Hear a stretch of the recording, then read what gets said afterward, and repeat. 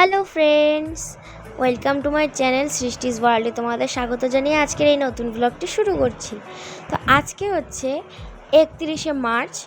আজকে আমি আর আমার দিদি মিলে এক জায়গায় ঘুরতে যাচ্ছি। তো কোথায় ঘুরতে যাচ্ছি সেটা তোমাদের সাথে বলবো না, যেতে যেতে তোমাদের সাথে শেয়ার করব, সেটা তোমরা পুরো ভিডিওটাতে দেখতে পাবে।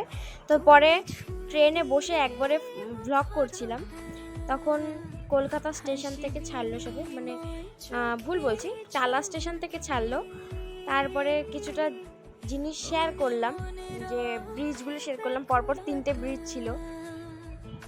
আর এমনিও এই জায়গাতে তেমন একটা আসা হয় না, যখন ছোটো দিদাবাড়ি যাই, মানে বেহালা যখন যাই তখন এই জায়গাটায় আসা হয়। তো এটা হচ্ছে বাগবাজারে এখান থেকে যাচ্ছি। তখন এই জায়গাটা একটা ফেমাস জায়গা, ফটোশ্যুট করার জন্য এটা খুবই সুন্দর একটা জায়গা। তো এইগুলো উপভোগ করতে করতে যাচ্ছিলাম, কারণ যখন বেহালার উদ্দেশ্যে যাই তখন মাঝেরহাট যেতে হয়। তো ওই সময় এই পাশ থেকে প্রিন্সেপ ঘাট, বাবুঘাট এগুলো দেখতে দেখতে যাই, কিন্তু কখনো নামা হয় না, দেখাও হয় না, ঘোরাও হয় না।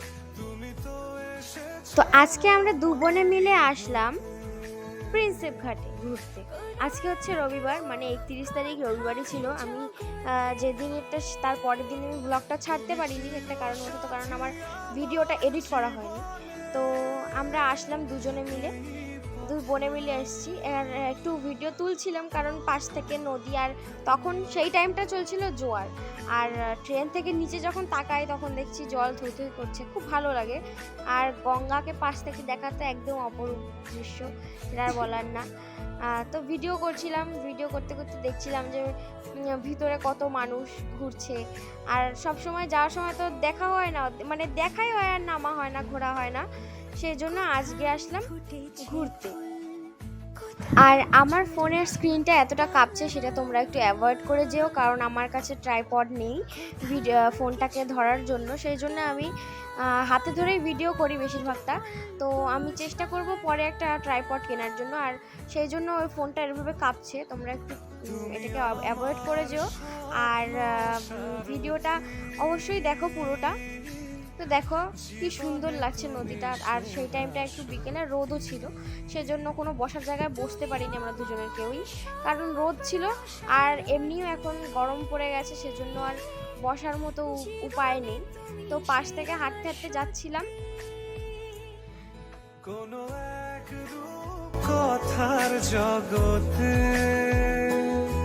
তুমি তো এসেছো আমারই হতে।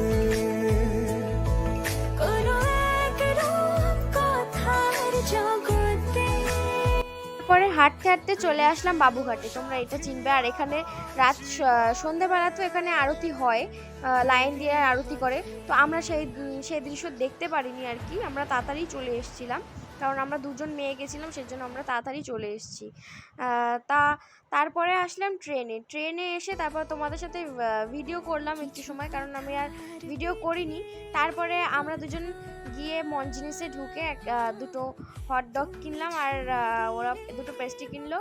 তারপরে আমি আর দিদি দুজনে মিলে হটডগ আর পেস্ট্রি নিয়ে বাড়ি গিয়ে খেয়ে দিয়ে আর আজকের মিনি ব্লগটা শেষ করছি। ভিডিওটা ভালো লাগলে অবশ্যই লাইক, কমেন্ট, শেয়ার করো। টাটা।